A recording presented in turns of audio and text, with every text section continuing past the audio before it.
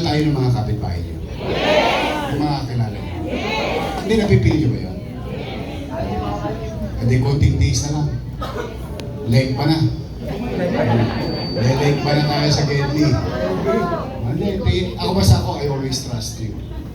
I always believe in you. Kaya nga kinakausap ko, sabi ko, alam mo, yung mga kagapay ko, nag-aabono pa sa akin ng araw. Totoo naman.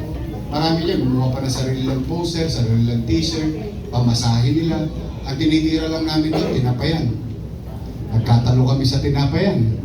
Pero, hindi po kayo. Yun ang backbone of my success in politics. Kayo yun.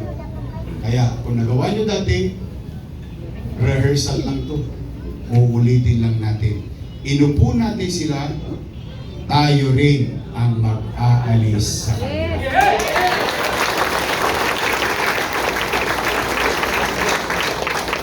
So, umuwi kayo, umayo kayo, at magparami. Magpakababang loob kayo, huwag kayong maninira, huwag kayong makikipag-away, but you have to be firm. Kasi matigas. Oo, ang loob, ang damdamin mo sa paniwala na ang inyong kandidato ay may preba, may resibo, may nangyari, may naganap at pinakinabangan ng lungsod ng Maynila at ang mamamayan nito. Mano pa sa kasagsagan ng kadiliman ng buhay namin. Daman namin na may gobyerno sa lungsod ng Maynila. At samahan nyo kami, together, we can make Manila great again. Mag-ingat kayo at pagpalain na kayo ng buong may kapal. Magandang gabi, Manila! God first, thank you.